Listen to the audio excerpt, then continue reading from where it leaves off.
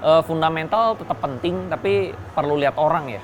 Perlu lihat orang. Perlu lihat orang, karena banyak juga perusahaan fundamentalnya bagus nih, tapi ownernya jualan terus sahamnya, ya nggak bakal naik-naik. Menurut saya, cari untung di saham itu lebih gampang daripada kita berdagang. Barangnya bagus, murah, tapi daya beli masyarakat nggak ada, ya udah sepi. Kalau value investing itu lihatnya murah, gitu loh. Lihatnya PE, BV, dividen, lihatnya itu kalau value. Kalau growth itu saya lebih lihat EPS, earning per share. Oh, earning per share. EPS. Supply-nya banyak, market cap-nya triliunan. Siapa yang bisa gerakin supply sebanyak ini? Jadi kalau dia beli, nggak naik-naik, dia pasti buang.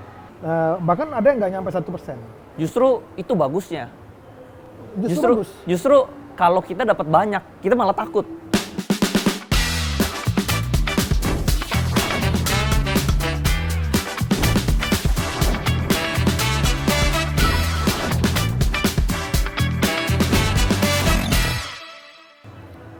Ketemu lagi di The Fit Post Show. Hari ini kita akan bahas satu tema yang menarik. Saya percaya ini adalah tema yang pasti juga ditunggu-tunggu oleh banyak pemirsa. Temanya adalah investor sekarang lihat konglomerasi atau lihat fundamental. Temanya investor sekarang lihat konglomerasi dan selamat tinggal saham fundamental. Apakah betul seperti itu? Mungkin kita berkata ya atau tidak. Mungkin sebagian orang berkata betul sih fundamental sudah ditinggalkan. Karena apa? Secara fakta saham-saham konglomerasi lebih menarik. Tetapi kita udah bahas kemarin juga bahwa fundamental juga itu penting. Nah, hari ini kita akan bahas terkait dengan topik ini bersama praktisinya langsung yang cukup dikenal. Tanpa berlama-lama kita sapa Andri Hakim. Siap, terima kasih Pak Firman udah diundang nih. Ketemu lagi ya? Ketemu lagi ya. Ketemu lagi. Kelasnya kemarin pesertanya berapa? Kali ini kayak sekitar 700-an ya. 700-an? Ya. Wah, luar biasa ya. Ntar lagi pindah ke stadion ya? Main bola dong. Main bola. Oke, Ko Andri. Nah, ini sekarang saham CDA nih yang kemarin ya. Iya. Itu naiknya luar biasa. Ko Andri bisa cerita nggak? IPO apa yang pertama Ko Andri ikutin? IPO pertama ya. Rata-rata IPO yang pertama kali yang ya. diikutin. Lupa sih, banyak. Banyak IPO banyak. Tahun ini aja saya ada beli Main, Fore, terus CBDK. Itu rata-rata semua untung ratusan persen. Tapi nggak bisa beli banyak ya, belinya sedikit-sedikit. Oke, berarti maksudnya taruh uang gede, dapetnya sedikit. Dapetnya ratusan juta lah. Tapi ratusan juta itu ada yang 100 jadi 500, ada yang 200 jadi 800, ada yang 500 jadi 1M. Itu lumayan, tetap lumayan. Oke. Lumayan. Cuma saham IPO yang pertama lupa ya? Lupa. Kayaknya saham kecil ya. Saham kecil. Oke. Ini kira-kira apa sih kelanjutan dari CDA? Pak PP mau keluarin saham apa lagi? Kayaknya ada anak usaha Barito Pacific ya, di bidang properti. Namanya Gria Idola. Kalau yang saya dengar ya, tapi masih rumor. Sama katanya ada perusahaan emas juga? Iya, tambang emas ya, Tambang betul, tambang emas. Betul. Ada dua itu? Itu anak perusahaannya Cuan kayaknya. Oh, anak perusahaan Cuan? Iya, anak perusahaannya Cuan. Tahun ini juga atau tahun depan? Katanya ada yang rumornya tahun ini, ada yang tahun depan, ya nggak tahu ya, bisa berubah-berubah sih. Bisa berubah-berubah? Bisa berubah-berubah. Okay. Tapi kalau yang anak usaha BRPT harusnya sih beberapa bulan ini ya. Berapa harusnya, bulan? iya. Oke. Cuma nggak tahu ya kalau misalnya ditunda ya, kadang berubah-berubah. Nah, IPO saham apa yang membuat Ko Andri cuan besar? IPO paling besar CBDK sih. CBDK. Itu mungkin karena dari dana yang besar. Ya, dari persentase? Persentase rata-rata semua cuan sih, atau untung sih. Belum ada yang rugi ya, belum ada. Belum ada ya? Karena saya benar-benar pilih-pilih. Paling besar saya untung dari CBDK. CBDK, ya. Dari persentase juga? Karena kebetulan waktu itu dapatnya barangnya banyak. Oh. Karena dapat barangnya banyak. Persentasenya? Persentasenya miliaran waktu itu dapat ya. Persentasenya saya lupa. Oke. Saya dapatnya barangnya miliaran, akhirnya dapatnya miliaran lagi. Oke. Nah, gitu. Sekarang pertanyaan berikutnya nih. Apakah sekarang dengan fenomena yang ada, bahwa fundamental ini udah benar-benar ditinggalin dan sekarang orang lari ke konglomerasi?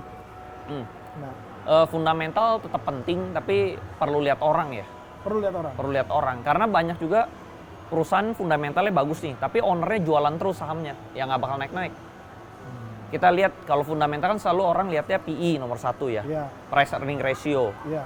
PE-nya bagus nih di bawah 10, Nah, tapi sahamnya nggak naik gitu loh. Terus misalnya PBV, hmm, book value-nya murah nih di bawah 1, tapi nggak naik-naik. Kenapa? Karena ownernya jualan terus. Jadi saham itu pure supply and demand. Tapi kalau Menurut saya. misalnya ownernya nggak jualan, Hmm, sahamnya terus naik terus, kan PE-nya makin besar tuh. hmm, Sampai ratusan kali tuh. hmm. Harusnya dia bikin bisnisnya lebih bagus lagi supaya fundamental perusahaannya bisa mengikuti PE-nya. Iya, supaya PE-nya turun. Iya. Nah, itu harus dibuat supaya perusahaannya lebih besar lagi. Betul, lebih bagus lagi. Tapi kan ini Betul. banyak perusahaan yang PE-nya tuh naik terus, Betul. tapi fundamental Tidak mengikuti. Nah, nggak mengikutin. Nggak mengikuti. Nah, Akhirnya ownernya jualan. Karena Owner? karena saya kan dulu pengusaha juga ya. nah, Menurut saya cari untung di saham itu lebih gampang daripada kita berdagang. ya, Dagang itu kita bisa aja nih pinter banget ya. Betul. Sebenarnya semua strategi kita pinter banget.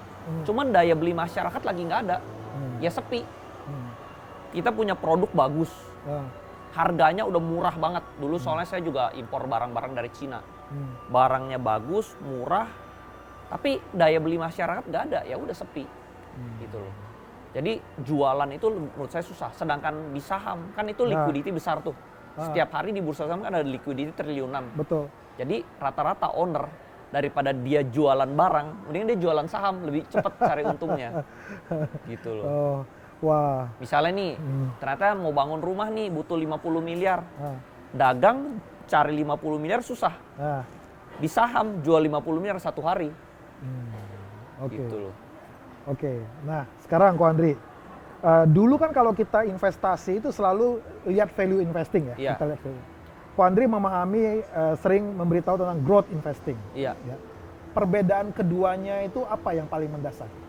Dari apa? Dari value investing. Nah, value investing dan growth investing. Oh, kalau value investing itu lihatnya murah, Nah, gitu loh. Lihatnya PE, BV, dividen, lihatnya itu kalau value. Kalau growth itu saya lebih lihat EPS, Prospek. earning per share, oh, earning per share. EPS. Jadi pendapatannya setiap tahun tuh dia harus bertumbuh. Itu pertama. Kedua, Walaupun owner. prospeknya bagus, Yes. tapi kalau EPS-nya nggak bertumbuh, berarti itu perlu Nggak dievaluasi. bagus. Artinya dia penjualannya menurun nih. Ada apa nih? Apa ada yang salah di internal? Ada yang salah di mana gitu? Nah, Mengakibatkan penjualannya menurun. Jadi EPS itu penting buat saham-saham growth investing. oke. Growth investing itu yang setiap tahun harus naik ya sahamnya ya. Kayak BCA itu masuk ke growth investing. Karena earning per share-nya setiap tahun tuh naik. Pendapatannya setiap tahun tuh naik. Dia nggak pernah miss setahun nggak naik tuh nggak pernah. Oke. Gitu. Untuk BCA. Iya itu BCA, itu growth. Jadi saya lebih suka growth. Gitu loh. Saya lebih suka yang mahal tapi lebih mahal daripada yang murah tapi murahan terus. Oke, Gitu loh. ini sekarang saham-saham fundamental ini lagi turun ya. Iya. Waktu podcast ini dibuat ya tanggal 22, Iya, itu saham BRI itu harganya murah loh. Murah, ya, di iya, bawah iya. 4.000 loh. murah. Nah, Betul. nah pertanyaannya ini fundamental itu bukan hanya BRI ya. Hmm. Sekali lagi penyebutan nama saham di sini bukan untuk ajakan membeli atau menjual ya, tetapi lebih ke arah konten Edukasi, ya. edukasi. Nah, balik lagi Ko Andri, Hmm. ini saham-saham Big Bang Iya, ya. Itu kan sekarang murah banget ya. iya. Sangat-sangat murah. Sangat gitu. murah. Kalau misalnya mereka yang misalnya mencari tanda petik uang sewa dari saham, Yes. ini timing yang paling pas nih ya beli Iya. saham karena dividen yieldnya bagus. Iya. Nah, pertanyaannya apakah memang sekarang saham fundamental ini udah kurang seksi, udah nggak menarik, iya. sehingga orang pindah ke saham-saham konglomerasi? Menurut saya iya kurang seksi. Karena kan saham-saham fundamental yang tadi yang big banks blue chip itu kan market cap-nya udah besar. Nah, Buat gerakin harga sahamnya buat naik, dia kan perlu uang yang lebih besar. nah, Uang yang buat gerakin dia tuh triliunan uangnya. Nah, sedangkan asing tuh jualan terus. Nah, itu balik lagi, saham itu naiknya itu berdasarkan supply and demand, bukan berdasarkan grafik, bukan berdasarkan ini fundamental, itu berdasarkan ada yang mana yang lebih banyak yang beli atau yang jual. Nah, kebetulan asing itu lagi pada jualan di big banks.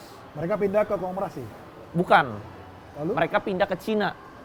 oh, Banyak saham-saham di Cina itu menarik. jadi mereka pindah ke Cina. Iya. perusahaan-perusahaan di Cina tuh lagi banyak yang seksi-seksi, atau di Jepang Oh. gitu, atau di India. Asing ya, asing. Iya, asing itu misalnya sekuritas asing ya, biasa Fund-fund AK, asing. BK, iya. Oke. Gitu, ya Morgan Stanley gitu-gitu Morgan ya kan. Stanley. Iya. Oke. Jadi porsi buat Indonesia itu dikecilin sama dia. Jadinya dia udahlah, dia lihat pertumbuhan masuk ke big banks itu kecil, dia jual, dia masukin ke saham-saham lain di Cina atau di India yang pertumbuhannya lebih cepat.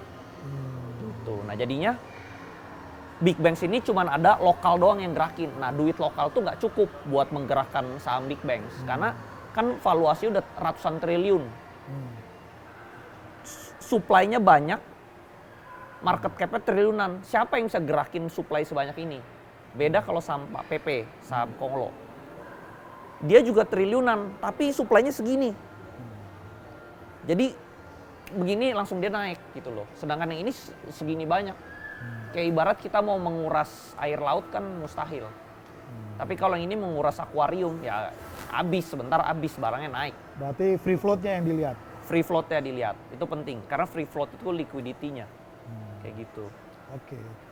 Oke, jadi intinya sebenarnya fundamental ini ya karena asingnya melihat juga kurang baik sehingga Yes. makanya seolah-olah kelihatan konglomerasi masuk ke sini. Iya. Sementara saham-saham konglomerasi ini karena sekarang mungkin Float-nya karena kecil. pasar betul ya. Iya. Ditambah lagi di bursa Indonesia sekarang banyak kan Gen Z milenial Iya. yang mereka suka dengan sosial media. Iya. Lalu sosial media ini suka dengan figur-figur Konglo. Iya. Mereka ingin belajar nih Pak PP bisa kaya dulu supir angkot Iya, gitu ya. iya. Andri Hakim masih muda udah kaya gitu ya. Terus Lalu anak-anak muda zaman sekarang kan nggak sabaran ya. Mereka tuh udah kenal sosmed tuh dari muda. Waktu zaman saya dulu bahkan sosmed masih belum banyak ya. ya. Kalau Gen Z sekarang tuh sosmed kan udah banyak. Mereka tuh identik nggak sabar. Ah, Misalnya lihat video ah, 3 detik. 3 detik nggak menarik aja mereka udah swipe, udah geser. ya. Buka website, loadingnya 5 detik aja mereka udah close, udah tutup. Jadi mereka pengen serba instan. Serba kalau Gen Z. instan. Nah, dia juga akhirnya generasi sekarang itu mereka tidak ada kesabaran. Jadi kalau dia beli nggak naik-naik, dia pasti buang. Karena kebutuhan dia juga banyak. Kayak mungkin kalau zaman orang tua kita ya, nabung bisa beli rumah. Anak zaman sekarang nabung itu jangankan rumah, beli mobilnya kagak bisa. Jadi dia butuh yang cepet. Yang mau naiknya cepet, mau kayanya cepet, instannya cepet. Tambah lagi sekarang dagang juga susah. Dagang juga susah. Saham cepat ya. Saham cepet. Nah, dia harus akhirnya dia muter otak. Masuk saham mana nih yang cepet. Gue kalau masuknya big banks, ya bisa naik, tapi lama. Gitu loh. Ketinggalan ya. Akhirnya dia sebenarnya bukan mereka beradaptasi juga dengan lingkungan gitu. Karena zaman sekarang tuh persaingannya ketat. Dia beradaptasi akhirnya cari yang cepet. Yaitu saham-saham Konglo ini. Gitu. Jadi secara sendirinya akhirnya masuk ke sana seperti Oke, itu. kalau saya bisa menarik sedikit kesimpulan bahwa memang budaya yang seperti ini juga mempengaruhi market ya. Iya, betul. Mempengaruhi betul, market sehingga mempengaruhi. secara otomatis ya mereka akhirnya masuk ke sana. Betul. Makanya ada kesan seolah-olah sekarang bahwa saham-saham konglomerasi ini lebih seksi Iya, daripada karena cepet. fundamental karena cepat. Iya. Karena Jadi mereka itu budaya sebenarnya instan. betul. Jadi sebenarnya ini consumer behavior, daya cara pikir masyarakat membeli itu didasarkan dari psikologis sebenarnya. Oke. Nah, psikologis dia udah diberikan begitu, akhirnya dia begitu carinya yang cepet gitu. Oke. Berarti harusnya ya bagi pemilik perusahaan yang listing di bursa, Iya. mereka juga harus belajar behavior daripada market yang ada di Indonesia Iya, dong. harus beradaptasi. Harus beradaptasi. Bahkan kan ada studi kan. Sekarang 60-70% itu di bawah umur 30 investornya. Dan sekarang investor di Indonesia itu mulai banyak. Waktu saya dulu 2020 investor di Indonesia cuma 3%-an ya. Iya. Sekarang mungkin udah 6-7%. Oke. Meningkat gitu. Dan naiknya cukup signifikan ya. Naiknya setiap signifikan tahun. rata-rata ini anak muda gitu. Gitu. Jadi mereka juga cepat gitu beradaptasinya. Oke. Nah, berarti yang terkait dengan saham konglomerasi, apakah karena mereka lebih trust dengan si pemilik perusahaan daripada fundamental? Apakah mereka ini melihat itu atau memang sekedar figur aja? Figur itu penting menurut saya. Karena kan ada pepatah, tak kenal maka tak sayang gitu loh. Kalau dia kenal ownernya, dia lebih kayak ada rasa memiliki gitu loh. Tapi kalau misalnya saya beli perusahaan terus saya nggak tahu nih ownernya, saya udah untung, saya pasti cepat-cepat pengen jual. Tapi kalau saya lihat nih ownernya bagus, projectnya masih panjang, saya berani hold. Kayak contohnya saham Pantai Indah Kapuk saya udah pegang 3 tahun lebih. Sampai sekarang? Sampai sekarang saya masih pegang. Gitu. Karena saya lihat, wah projectnya masih gede lagi ya gitu. Jadi yang saya lihat tuh sebenarnya future projectnya sebenarnya. Nah, Ko Andri, apakah fenomena euforia yang seperti ini akan mengubah budaya atau ke depan tentang IPO di Indonesia? Artinya gini, kalau dia tidak menarik di publik, dia IPO tidak akan oversubscribe sebegitu besar. Tapi kalau seandainya dia memang menarik, dikenal oleh banyak publik, maka ketika dia IPO dia akan laris di market. Apakah ini akan mengubah ke depan seperti itu? Mengubah, penting. Kayak contohnya dulu, zaman orang tua saya, nggak penting itu personal branding gitu loh. Bikin pabrik, dagang, udah bisa sukses. Zaman sekarang nggak bisa, susah. Harus figurnya, kayak contohnya sekarang Elon Musk saja muncul di publik. Mark Zuckerberg muncul di publik. Betul, gitu loh, ya kan? Betul. Pak Hermanto Tanoko udah begitu kaya muncul di publik gitu kan. Podcast juga ya. Nah, sering podcast sama Ko Andri juga. Betul. Jadi sekarang tuh zaman udah berubah gitu. Kalau produk yang ownernya nggak dikenal, itu lebih kurang laris dibanding produk yang dikenal. Misalnya produk A, ownernya dikenal orang yang baik, harganya lebih mahal nih. Orang tetap beli yang di sini daripada yang ini nih, yang lebih murah. Gitu. Jadi penting. Oke, jadi figurnya penting. Figur. Ya, jadi berubah, market itu berubah. Daya beli masyarakat itu berubah. Oke. Itu sebabnya pengusaha-pengusaha terutama yang mau mendapatkan dana dari pasar modal, mereka juga harus mulai memperhatikan terkait dengan personal branding. Iya, betul. Figur penting. Jadi market tuh berubah-berubah ya. Sekarang orang udah cenderung memilih beli yang dia kenal gitu loh. Oke. Nah, lalu yang satu lagi, Ko Andri, terkait dengan seandainya ada investor retail nih ya, mereka ingin belajar untuk misalnya terkait bagaimana memanfaatkan yang IPO seperti yang lagi ramai di market, sementara kan kalau mau dapat susah, hanya 1%. Ya. Bahkan ada yang nggak nyampe 1%. Justru itu bagusnya. Justru kalau kita dapat banyak, kita malah takut. Contoh nih, kita beli IPO. Dapat 100%. Dapat 100%, justru takut. Artinya, waduh, ini retail lawan retail nih nantinya nih. Oke. Justru karena kita dapatnya dikit, kita yakin ini pasti naik. Nah, apakah strategi yang IPO yang dikit ini bisa dipakai sama pemula? Bisa. Bahkan waktu itu kan yang IPO itu kan ada 8 ya. Di hari bersamaan kan, di minggu yang bersamaan kan. Itu saya kasih watchlist tuh 8-8-nya. Mana yang naik, mana yang turun. Itu rate saya 100% benar. Yang 2 saya bilang turun, 2 ini turun. Yang 6 saya bilang naik, 6-6-nya naik. Gitu. Karena kebaca, saya udah tahu, udah kebaca.